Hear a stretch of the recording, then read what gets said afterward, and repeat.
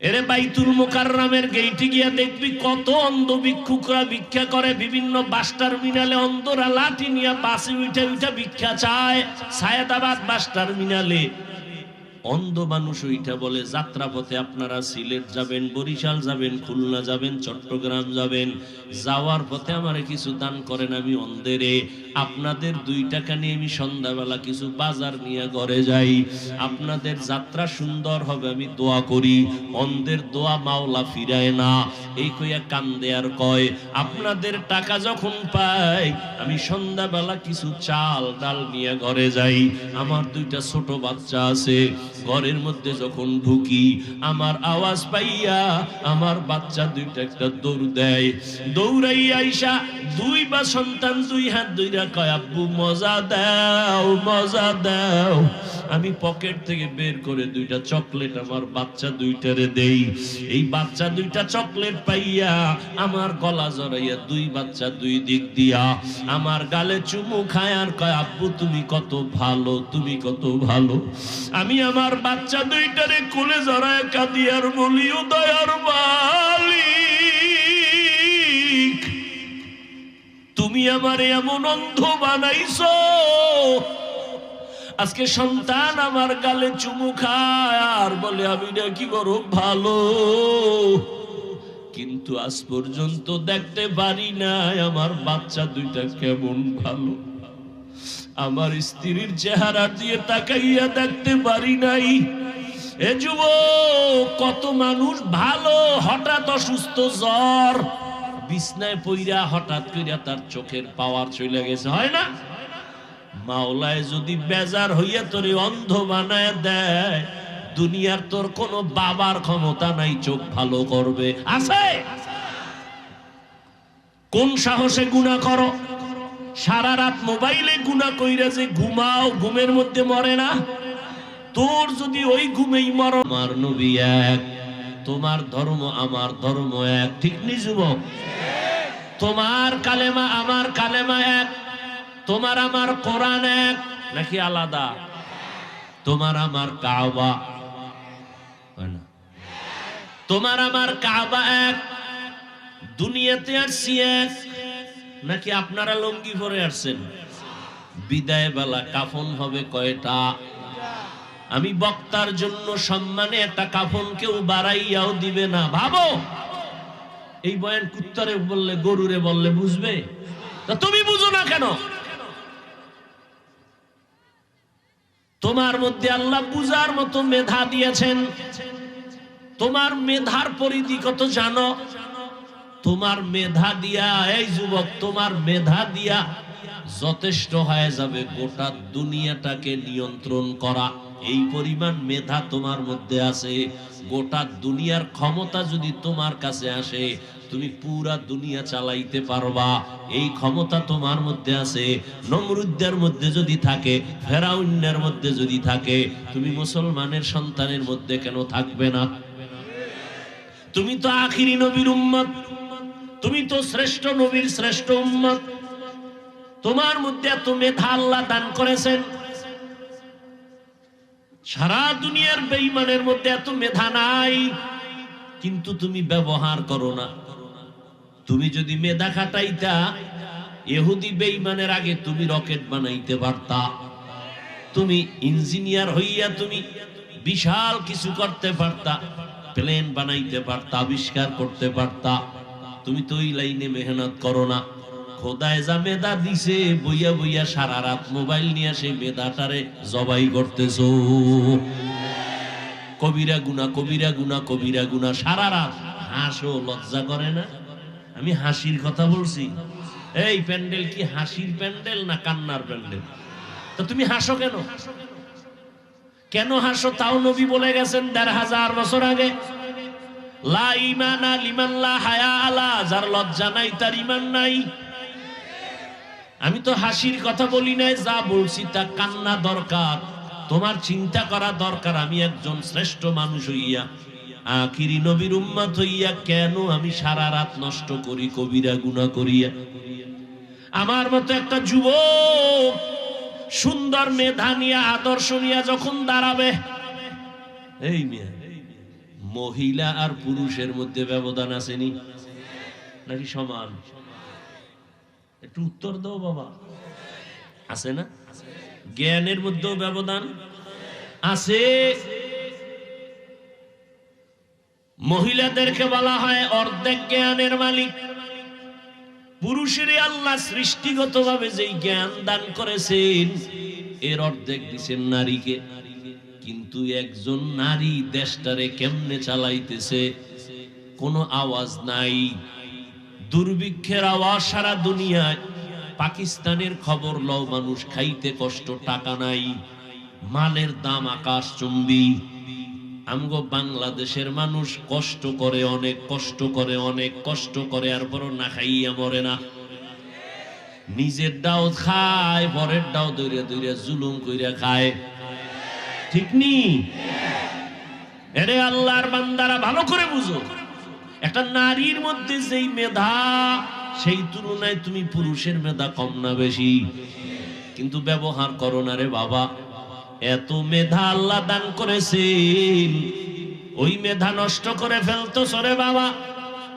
আজকে দুঃখ, তুমিও মুসলমান, আমিও মুসলমান। আমি যদি বলি আপনারা কারা কারা আল্লাহরে ভয় করেন, সবাই দুই হাত উঁচু করবে, পারলে দুই ভাও আলগি দিয়ে দিবে, বলবে হুজুর আপনাদের থেকে আমরা আল্লাহরে বেশি ভয় করি। কেমনে? আপনাদের মধ্যে কোনো মিল নাই। আপনারা একে অন্যের বিরুদ্ধে শুধুই বয়ান। দুই ইমাম, এক ইমাম আর একজনের উল্টা, কালেম আর কালেমের উল্টা। আমগো মধ্যে কোনো উল্টা নাই। আমরা সবাই এক। হিন্দুদের পূজায় যাইয়াও সন্দেশ খাই, আমগো মধ্যে কোনো হিংসা নাই। দেখছেন নি যুক্তি কারে করে? কেমন যুক্তি দিয়া দাঁড়ায় দিছে। এই যুক্তি যখন আমারে দিছে, ওটার অন্তরে আছে না? তো অন্তরে যখন থাকে ভাবে, তো আমরা তো হুজুরগো থেকে একেবারে খারাপ না। এই যখন ভাব হয়, তখন হুজুরগো আর ভাল লাগে না। তখন এই উল্টা পাল্টা কথা শুরু করে। হুজুরগো থেকে আমগো ইমান তাজা, জান্নাতে গেলে আমরা আগে যাব। আল্লাহ মাফ করেন। ভালো করে বুঝো রে যুবক ভাই, তোমার আমার আল্লাহ এক, নবী এক, কোরআন এক, কাবা এক, ধর্ম এক, কালেমা। দুনিয়াতে আসছি এক, মরণকালে কাফন হবে এক। আমি বক্তার সম্মানে একটা কাফন কেউ বাড়াইয়াও দিবে না। তুমি রিক্সার ড্রাইভার, মরণকালে গরিব হওয়ার কারণে একটা কাফন কেউ কমাইয়াও দিবে না। কবরের সাইজও হবে এক, কাফনের কালার হবে আলাদা। আওয়ামী লীগের কাফন হবে এক কালার, বিএনপি এক কালার, তাবলিগলা এক কালার, চরমনাই আর এক কালার। রাগ করেননি, রাগ কইরেন না। সবার কাফনের কালার কি কি? সেটা কালো। হ্যাঁ, এই মরার পরে কঠিন ভাবে বোরকা পরে কি লাভ হবে? এই পোশাকটা যদি মরার আগে পরো, মদিনাওয়ালা খুশি হয়ে যাবে। এখন শুধু টুপি পরবা, তাই রাজি হও না। তুমিও মুসলমান, আমিও মুসলমান। কেমন? ও আল্লাহর বান্দা, আমি দাড়ি কাটতে লজ্জা পাই, তুমি দাড়ি রাখতে লজ্জা পাও। তুমি কেমন ভিআইপি মুসলমান? আমি টুপি মাথায় না দিলে লজ্জা লাগে, তুমি টুপি মাথায় দিতে লজ্জা লাগে। টুপি একবার না দিতে পারলে হঠাৎ যখন দেওয়া লাগবে, লাগে না মাঝে মাঝে? জনগণের কাছে ভোট চাওয়ার সময় তো লাগে। তখন আয়নার দিকে চাই, সি সি কি মাথায় দিলাম, কেমন জানি লাগে। জীবনে ভরে নাই তো, ভোট চাইতে তো লাগবে। হুজুরের কাছে যাইতে একটা টুপি লাগবে। ও আল্লাহর বান্দা, আপনি মসজিদে ঢুকতে লজ্জা পান, আমি না ঢুকলে লজ্জা পাই। দুজনই কিন্তু একই আল্লাহর গোলাম। আপনি নামাজ পড়তে লজ্জা পান, আমি নামাজ না পড়লে লজ্জা পাই। আপনি পর্দা করতে লজ্জা পান, আমি পর্দা না করলে লজ্জা পাই। কখন যাব চট্টগ্রাম পাহাড়ের ভিতরে আমগো মুসলমানের বুঝাইতে, কখন যাব উত্তরবঙ্গে মুসলমানের তালি দিতে দিতে 12 মাস ঘুমানোর টাইম নাই, খাওয়ানোর টাইম নাই। ও আল্লাহর বান্দা, তোমার পেছনে এত মেহনত কোন করি, তুমি আমগো বেতন দাও? কি বেতন দেও? মসজিদের এক হুজুরের বেতন 5,000, 7,000, 10,000, 6 মাস বাকি। ঠিক নেই?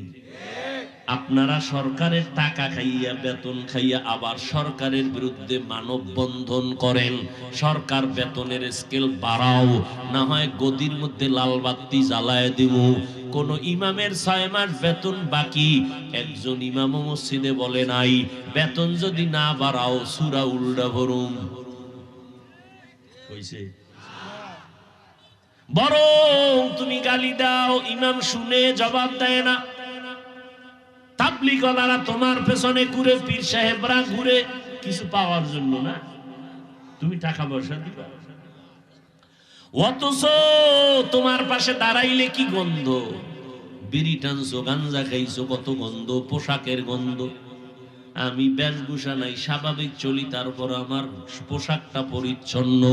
একজনে দাঁড়াইলে ঘেরান পাবে, তুমি তো সারাদিন অজু গোসল নাই, গন্ধ, পোশাকটা ধোয়ার টাইম নেই, গন্ধ। এত কিছুর পর আমার পরিষ্কার পোশাক নিয়ে তোমার বুকটার সাথে বুক লাগাই। তাবলীগওয়ালারা হাতে ধরে সুন্দরভাবে বুঝায়। কি বুঝায়? আমার দলে আসো। একবারও বলে না। সবাই কয় আল্লাহর গোলামি করো, নবীর তরিকা মাইনা চলো, নবীর আদর্শ মানিয়া চলো। কারণ ভালো যদি হইতে চাও, সম্মানের জায়গায় যদি থাকতে চাও, ওই সম্মানের জায়গার জন্য তোমার চরিত্র ভালো লাগবে, সুস্থতার জীবন লাগবে, দুইটা পুঁজি লাগবে। এই বাবা, ডাক্তার হইয়াও যদি সর্বোচ্চ সম্মানের চেয়ার পাইতে চাও, এরকম সর্বোচ্চ সম্মানের চেয়ারে বসা আমগো দেশের সন্তান ডাক্তার, ইঞ্জিনিয়ার আছে না? কথা কন না কেন ভাইরা আমার? ডাক্তার প্রাণগোপাল দত্ত বর্তমানে এমপি, নাম শুনেন না? নাক কান গলার, বিদেশ পর্যন্ত তারে নিয়ে যায় টাকা দিয়া, সিরিয়াল, সম্মান। সে যেই জায়গার এমপি, একটা মাদ্রাসাওয়ালার হুজুরদেরকে কলিজা দিয়া মোহাব্বত করে, হিন্দু কলিজা দিয়া মোহাব্বত করে, প্রত্যেকটা মাদ্রাসায় গিয়া সহযোগিতা করে। এবং করোনার সময় ঘোষণা দিছে, আমি এমপি যতদিন আছি আমার এলাকায় কোরআনের কোন মাহফিল আজীবন চলবে, বন্ধ হবে না। আমাকে স্টেজে এইসব বক্তব্য দেয়, সুন্দর ব্যবহার দেখলে কলিজা ঠান্ডা হয়ে যায়। একজন হুজুর অসুস্থ, সব চিকিৎসার টাকা সে দিয়ে দিছে। তুমি ডাক্তার হও, তবে গ্রাম্য ডাক্তার না, হয়তো জিদ করবা, তোমার মধ্যে সেই জিদ করার মেডিসিন তো আছে, হয়তো জাতীয় নয় আন্তর্জাতিক। গ্রামের ডাক্তার হয়ে লাভ কি? সাহস নিয়ে আগাও, তবে সেই সাহসকে চূড়ান্ত ভাবে টিকাইয়া রাখতে পুঁজি লাগবে দুইটা। লেখা রাখিস যুবকেরা, মানো আর না মানো, কথা লিখে রাখিস, মানুষ এটা দেখলে স্মরণ করবে আজীবন। দুই পুঁজি লাগবে। কয় পুঁজি? একটা হলো সুস্থতা, দ্বিতীয় পুঁজি হলো সৎ চরিত্র। তুমি পরীক্ষায় নাম্বার 99, 100 পয়েন্ট আরো বেশি, গোল্ডেন এপেলাসের থেকেও বেশি, দেশ সেরা, তুমি শ্রেষ্ঠ পরীক্ষার্থী, কিন্তু চরিত্র খারাপ, জীবনে লাথি ছাড়া কিছু ভাবি না। সর্বোচ্চ সম্মানের স্থানে থাকতে হলে পুঁজি লাগবে কয়টা? এক, কয় না, দুই, সৎ চরিত্র, আখলাকে হাসানা। এই দুইটাকে জবাই করতেছে মোবাইল। সুস্থতা জীবনের অমূল্য সম্পদ। বাড়ি আছে, গাড়ি আছে, ডাইনিং টেবিলে হরিণের গোশত, উটের গোশত, গরুর গোশত, দুনিয়ার সব হালাল মাছ, কিন্তু তুমি বিছানার রোগী, খাইলেই মরণ। এই জিন্দেগির লাভ আছে? কোনো লাভ নেই। এজন্য পুঁজি লাগবে কয়টা? সুস্থতা আর সুন্দর চরিত্র। সুস্থতার জন্য মোবাইল কি ক্ষতি করে? আমগো কিয়ামতে ফিডাফিডি তো আছেই মরার পর, কিন্তু দুনিয়াতে তোমার নগদ কি ক্ষতি হচ্ছে? আজকে বাসায় গিয়া মোবাইলে তো জীবনভর আকামি করছো, আজকে গিয়ে একটু গুগলে সার্চ দিবি। আমি বলে গেলাম যুবকদেরকে, পৃথিবীর সব চিকিৎসা বিজ্ঞানীরা একমত, মানুষের শরীরের সুস্থতার জন্য আল্লাহর দেওয়া একটা ফ্রি মহা ঔষধ আছে, রাতের ঘুম। শুধু ঔষধ না, মহা ঔষধ। কি সেটা? কি? ঘুম। সমস্ত চিকিৎসা বিজ্ঞানীরা একমত। এই ঘুম জবাই করছে কি দিয়া? আল্লাহর কসম, এই মোবাইলে কি কি ক্ষতি করে গুগলে সার্চ দাও। আমগো হুজুরগো কথা তো বিশ্বাস হয় না, এই জন্য বলছি ওখানে যা, কারণ ওখানে তুমি গুরুরা বসা, বড় বড় টাইওয়ালা, বড় বড় গবেষক, বড় বড় ডাক্তার। কোন ডাক্তার কি বলছে সব তারিখ দিয়ে গুগলে লেখা আছে। রাতের ঘুম না গেলে কি ক্ষতি হয়, অ্যান্ড্রয়েড মোবাইলের দ্বারা কি ক্ষতি হয়, কিডনি ড্যামেজ হয়, হার্ট দুর্বল হয়, ব্রেন নষ্ট হয়, কান নষ্ট হয়, চোখের পাওয়ার নষ্ট হয়, হার্ট চলে যায়। দেখো না, ভালো মানুষ হঠাৎ পড়লো আর মরলো। আরে রোগ নাই, কি হইলো? কয়েক হঠাৎ রোগের জন্ম নিছে না দুনিয়ায়। হঠাৎ রোগ, হঠাৎ। কি নাম? কি? স্ট্রোক। পড়লো, ধর কওয়ার আগে মরে গেছে। কি করছে? কি করছে? স্ট্রোক করেছে, ব্রেন স্ট্রোক, হার্ট স্ট্রোক। পড়তে বইলি বইটই নিয়ে মাথা ঘুরায়, খালি মাথা ঘুরায়, পড়তে পারে না, মাথা ঘুরায়। লিখতে গেলে হাত কাঁপে, কারণে আকাম করতে করতে হাতের পাওয়ার শেষ হয়ে গেছে। আল্লাহ যেগুলো দিছে এটা একটা তো পার্স। কান কি একটা? বেঈমানেরা কালেমা পড়ে কেন জানেন? ওরা তো এদিন গবেষণা করে। আমি কখন বুঝাবো আপনাদেরকে। 7টা আসমান, 7টা জমিন। কয়টা আসমান? জমিন। এই যে বানাইতে আল্লাহর সময় লাগছে 6 দিন। কয়দিন? আর আপনার মতো আমার মতো একটা বান্দা বান্দিকে নাপাক পানির থেকে মায়ের গর্ভে ওজন কয় কেজি হইব? আরে কন্যা কেন? মায়ের গর্ভে ওজন কয় কেজি? 2-3 কেজি। লম্বা কয় হাত? হ্যাঁ, হিসাব করেন কয় হাত? 1 হাত। এই একটা বান্দা বানাইতে সময় লাগাইছে আমার আল্লাহ 6 মাসের মতো। এত বিশাল আসমান। কয়টা? 7টা জমিন বানাইতে সময় নিলেন 6 দিন। তোমার মতো আমার মতো 1.5 ব্যাটারি রে বানাইতে 6 মাস কেন? ভালো করে বুঝো। এর এক জবাব হলো, ভালোবাসার জিনিস বানাইতে সময় লাগে। আমরা আল্লাহর ভালোবাসার না, চিনলাম না সে আল্লাহরে। আল্লাহ যে কত মায়া করে না, চিনলাম না। দ্বিতীয় জবাব, টোটাল 7 আসমান, টোটাল 7টা জমিনের মধ্যে এই পরিমাণ ডিজাইন নাই। মানুষের একটা চোখের মধ্যে যেই পরিমাণ ডিজাইন আল্লাহ দিয়েছে।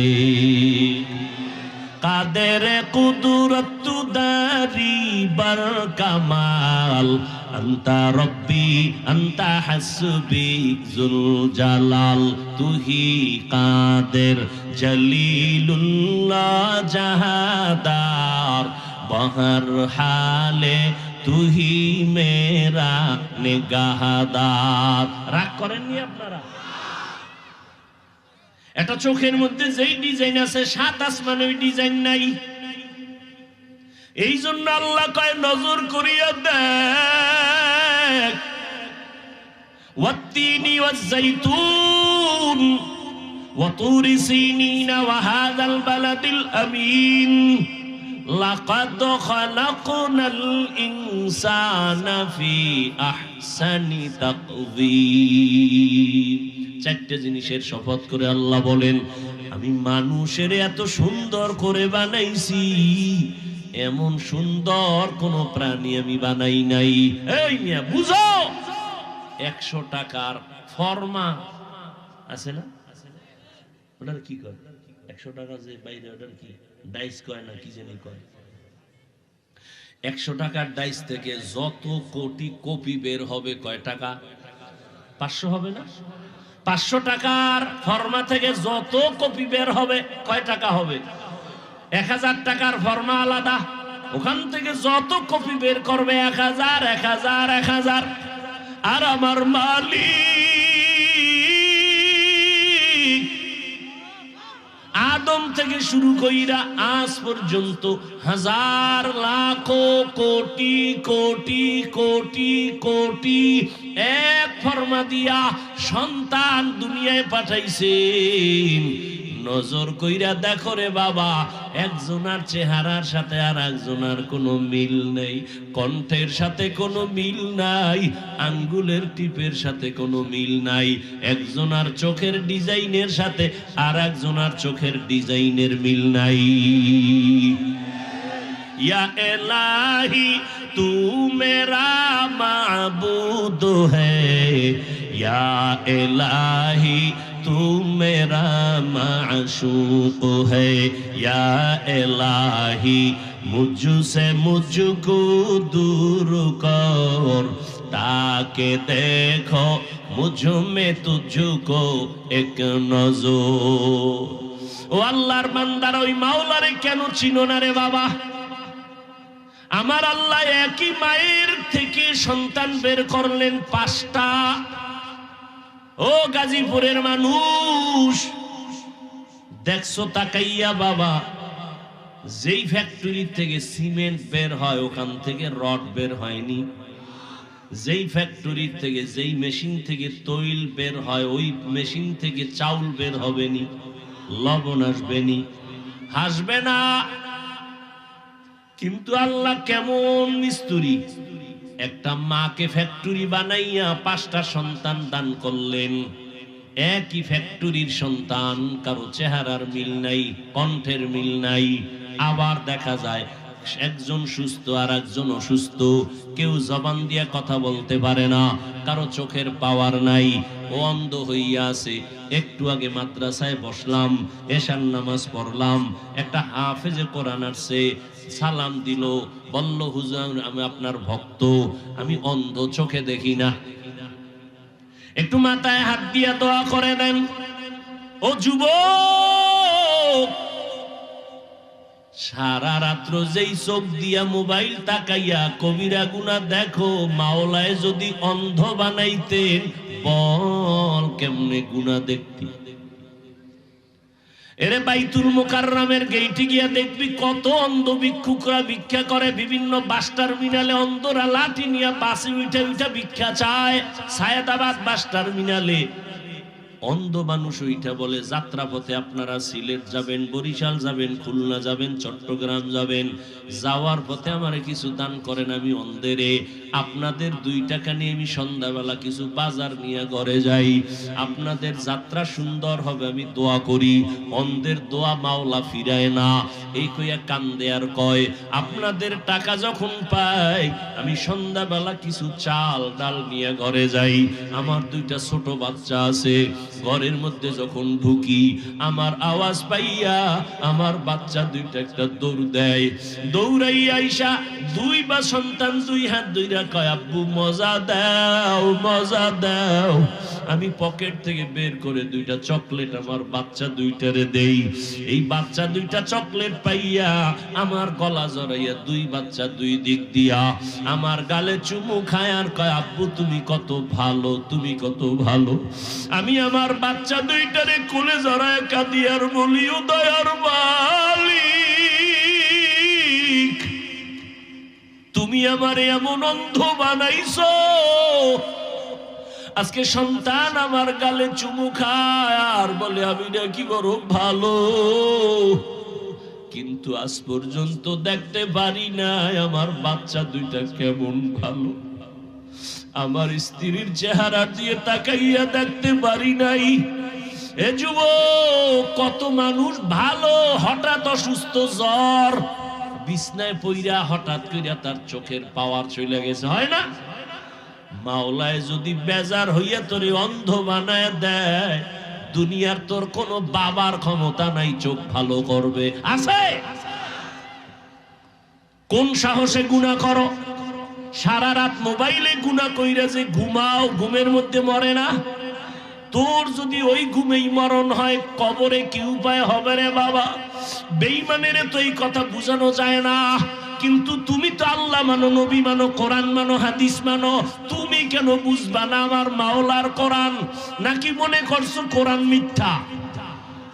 তাহলে বল, একটা ভুল পারলে বের কর।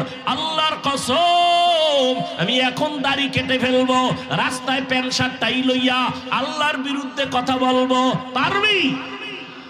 দুনিয়ার কোন পণ্ডিতেরা অপচেষ্টা কম করে নাই, একটা ভুল বের করতে পারে নাই, বরং বহু বিধর্মীরা কালেমা পড়ে মুসলমান হয়ে গেল।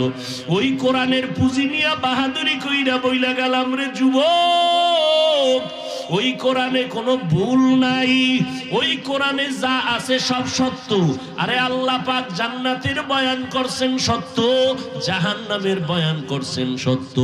যারা নেক আমল করবা তারা জান্নাতি, যারা গুনাহ করবে তারা জাহান্নামী, এটাও কোরআনের আয়াত। আবার জাহান্নামটা কেমন, জান্নাত কেমন, তাও আল্লাহ বয়ান করেছেন। ও যুবক, আমি কিন্তু এতক্ষণ যে চিল্লাইলাম, একবারও কিন্তু কাউকে বলি নাই আমার মতো বড় হুজুর হইয়া যাও, একবারও বলি নাই তাবলিগে যাও, না গেলে জাহান্নামে যাইবে, একবারও বলি নাই পীরের কাছে না গেলে জাহান্নামে যাইবে, একবারও বলি নাই। বরং আমি বলবো, তুমি যেখানে আছো থাকো, তবে তোমার সিস্টেম পাল্টাও, তোমার চরিত্র পাল্টাও, মদিনার চরিত্র লাগাও। কারণ নবীর চরিত্র ছাড়া, আদর্শ ছাড়া দামি কোনো আদর্শ আর কারো কাছে আসেনি। থাকলে বল, আল্লাহর কসম আমি তার কাছে যাব, নবীরটা বাদ দিয়ে দিব। নবীর থেকে ভালো আদর্শ থাকলে বলো, আমি ওইটা নিব।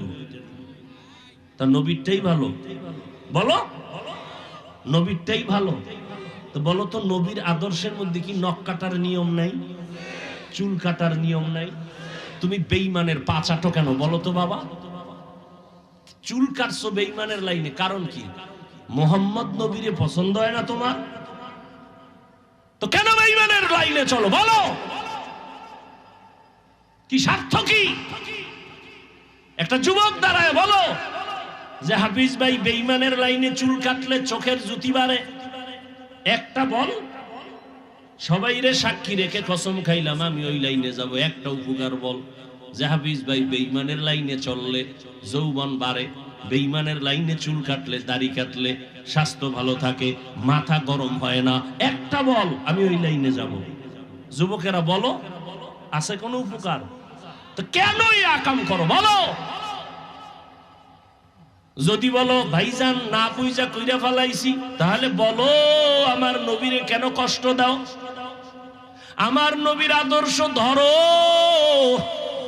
স্কুলে পড়িয়াও তো দেখো আমগো মতো হুজুর না, জীবনে মাদ্রাসায় পড়ে নাই, তোমার লাইন স্কুলে পড়ে, অথচ 5 ওয়াক্ত নামাজ পড়ে, সুন্দর ব্যবহার করে। তোমার মতো যুবক রাস্তায় গাড়ি চালায়, এক বেলার নামাজ বাদ দেয় না, ঠিক নেই? তুমি কেন পারো না? তোমার মতো যুবক র‍্যাব, আর্মি, পুলিশ, বিডিআরের চাকরি করে 5 বেলার নামাজ পড়ে আসেনি, তুমি কেন পারো না? তোমার মতো যুবক সন্তান তাকায় দেখো, নদীর মধ্যে মাছ ধরে, কৃষি কাজ করে, শ্রমিকের কাজ করে, নামাজ ছাড়ে না, দাড়ি কাটে না, কখনো রোজা ভাঙ্গে না, আছে না নাই? নিজের বিবেকের জিজ্ঞাসা করো, তুমি কেন পারো না রে বাবা? কারণটা কি? আল্লাহর আযাব কি সইতে পারবা? দুনিয়াটাই তো সইতে পারো না, ডেঙ্গু সইতে পারো না, করোনা সইতে পারো না, কত যুবকের প্রাণ চলে গেল, কত যুবকের প্রাণ কেড়ে নিল করোনা, ডেঙ্গু। দুনিয়ার সূর্যের গরম সইতে পারো না, দুনিয়ার এই যে ঠান্ডা সহ্য করা যায় না, হাত অবসায় যাইতেছে, বরফের থেকেও বেশি ঠান্ডা, বুড়া মানুষ আরো কষ্টে আছে, সহ্য করা যায় না। আমার মাওলার আযাব তো যারা গুনাহ নিয়ে কবরে যাবে তাদের জন্য কেমনে সহ্য করবা? দুনিয়াতে মশারি টানায় ঘুমাও কেন? মশা একটা কামড় দিলে ঘুম হবে না, গরমে ফ্যান চালাও, গরম সহ্য করা যায় না, গুনাহ নিয়ে যদি কবরে যাও বলো মশারি কোথায় পাইবা?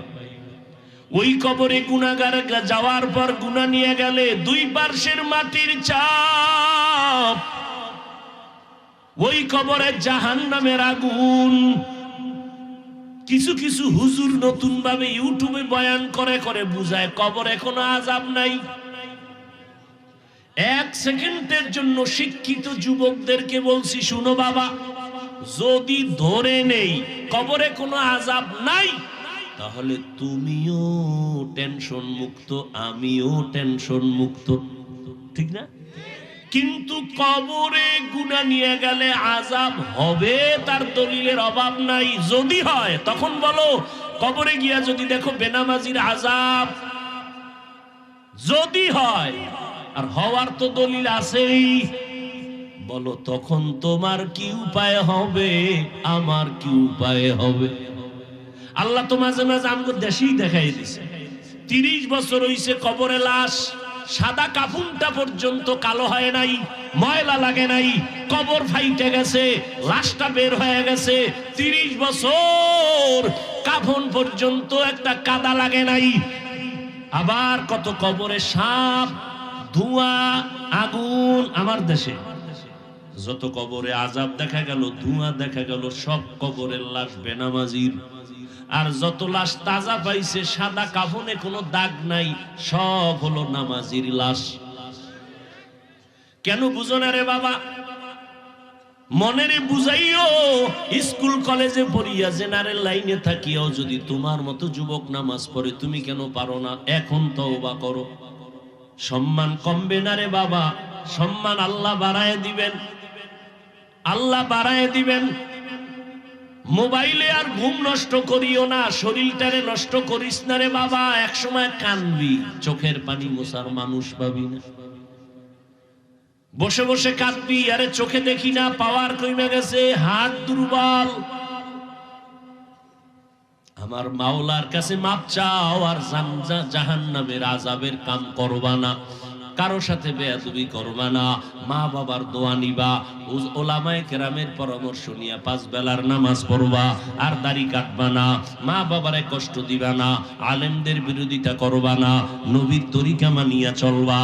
স্কুলে পড়ো, কলেজে পড়ো, ডাক্তারি পড়ো, ইঞ্জিনিয়ারিং পড়ো, শিক্ষকদের সাথে কখনো বেয়াদবিমূলক আচরণ করবা না, জবান দিয়া কাউকে কষ্টের কথা বলবা না। জীবনে যদি তওবা করতে পারো, 1 সেকেন্ডে তোমার জিন্দেগি পবিত্র হয়ে যাবে। তওবা করার মতো যদি অন্তর তৈরি হয়, অন্তরে কোনো মুনাফিকি যদি না থাকে, আমি বলবো যাদের ফ্রেশ অন্তর, তওবার জন্য আজকে থেকে নামাজ ছাড়বা না, দাড়ি কাটবা না, মা বাবারে কষ্ট দিবা না, ওলামায়ে কেরামের বিরোধিতা করবা না, শিক্ষকের সাথে বেয়াদবি করবা না। তওবার মতো যদি নিয়ত কারো থাকে, দুটো হাত আল্লাহকে দেখায়া দাও। আয় আল্লাহ, হাতগুলো কবুল করে নেন, তওবা কবুল করে নেন, তওবার উপরে মজবুত হইয়া চলার মতো তৌফিক দান করেন, আমিন। আলহামদুলিল্লাহি রাব্বিল আলামিন, والصلاة والسلام على سيد الأنبياء والمرسلين وعلى آله وأصحابه أجمعين. يا أرحم الراحمين، يا أرحم الراحمين.